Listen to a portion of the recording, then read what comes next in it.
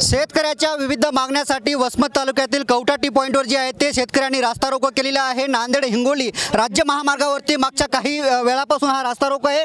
आपण बघतोय की ज्या रस्त्याच्या चारही बाजूने जे आहेत ते वाहनांच्या मोठ्या रांगा लागलेल्या आहेत। इकडच्या बाजूला बघितलं तर हा नांदेडकडून राज्य महामार्ग येतो आणि याच राज्य महामार्गावरती जे आहे ते मोठ्या प्रमाणात वाहनांच्या रांगा लागल्याचं आपल्याला पाहायला मिळते। तर दुसरीकडे इकडून औंढ्याकडून हे रस्ता येतो, याही मार्गावर मोठ्या प्रमाणात म्हणजे याच टी पॉइंटवरती जे आहे ते चारही बाजूंनी वाहनाच्या मोठ्या रांगा लागलेल्या आहेत। शेतकऱ्यांनी जे आहेत ते बच्चू कडू यांच्या आंदोलनाला पाठिंबा देत आज या ठिकाणी चक्काजाम आंदोलन केलेलं आहे। आपण जर बघितलं तर काही शेतकरी नेते आपल्या सोबत आहेत। नेमकी मागणी काय आणि काय मागणी घेऊन तुम्ही रस्त्यावर उतरलात?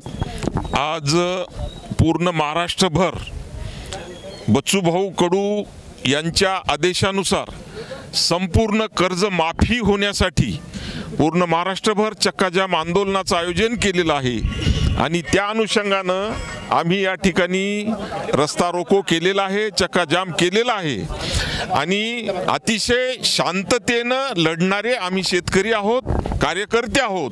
शिस्तीनंच आमचा प्रश्न शासनापर्यंत पोहोचण्याचं काम आम्ही करीत आहोत। ही सुरुवात आहे। यानंतर कष्टकऱ्यांना, अन्नदात्या शेतकऱ्यांना घामाचे दाम मिळेपर्यंत आम्ही कोणीही थांबणार नाहीत। ही सुरुवात आहे।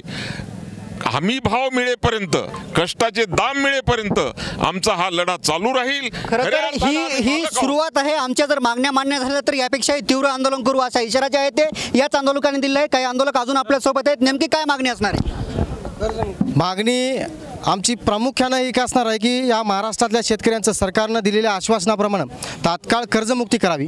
आज आम्ही पाहतो की मुख्यमंत्री असतील, उपमुख्यमंत्री असतील, कालचं मुख्यमंत्र्यांचं एक स्टेटमेंट आहे की आम्ही योग्य वेळी कर्जमाफी करू, परंतु सरकारची नेमकी योग्य वेळ कोणती आहे? आज ज्या जिल्ह्यात हे आंदोलन चालू आहे त्या जिल्ह्यात आज सकाळी उठल्या पहिली बातमी पाहायला मिळाली, या जिल्ह्यामध्ये 2 शेतकऱ्यांनी आज जीव संपवलेले आहेत। या सरकारला आम्ही सांगू इच्छितो की 2 वर्षानंतर तुमचा शक्तीपीठ महामार्ग करता येईल, परंतु या देशातल्या, महाराष्ट्रातल्या गेलेले जीव शेतकऱ्यांचे वापस आणण्याची धमक या सरकारमध्ये आहे का? आणि हे पाप सरकार कुठं फेडणार आहे? प्रमुख मागणी काय आता सरकारकडे? आमची प्रामुख्यानं कर्जमाफी एक मागणी आहे, त्यानंतर तात्काळ सक्तीची कर्ज वसुली थांबवली पाहिजे। दिव्यांगांचे प्रश्न असतील, मानधनाचा विषय असेल आणि संभाजी ब्रिगेडचे नेते प्रवीण गायकवाड असतील, विजय घाडगे छावाचे यांच्यावर जो सरकारचा हल्ला, प्रवीण गायकवाड आणि विजय घाडगे यांच्यावरती जे हल्ले झाले त्यांना जे कोणी दोषी असतील त्यांच्यावर कारवाई करण्याची मागणी केली आहे। काय मागणी असणार आहे शेतकरी म्हणून?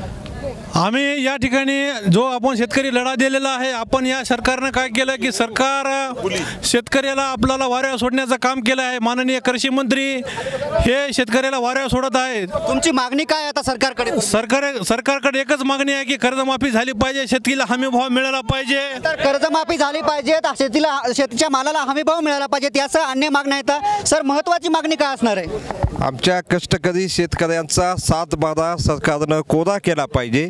2014ला जो सोयाबीनचा भाव आहे साहेब, तो अजूनही सोयाबीनचा भाव आहे। म्हणजे किमान आम्हाला आधारभूत म्हणजे जी किंमत आहे, म्हणजे शेतीमालावर जो आम्ही खर्च करतो त्याच्यावर 2014ला तुम्ही सोयाबीनचा भाव म्हणतात, 2000 तुलनेमध्ये 14च्या तुलनेमध्ये 25चे खताचे रेट 4 पट झाले। DAPचं पोतं 4 पट महागलं त्याच्यापेक्षा। आमच्या लेकरांना शिक्षणाची व्यवस्था नाही।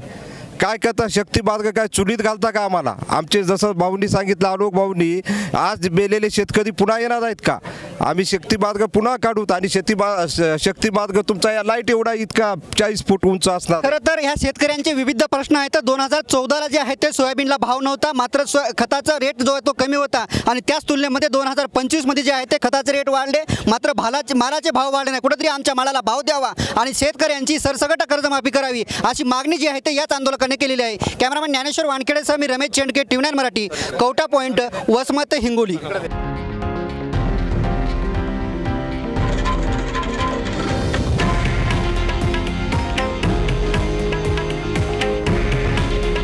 हे आहे देशातील नंबर 1 न्यूज नेटवर्क आणि आपण पाहत आहात TV9 मराठी।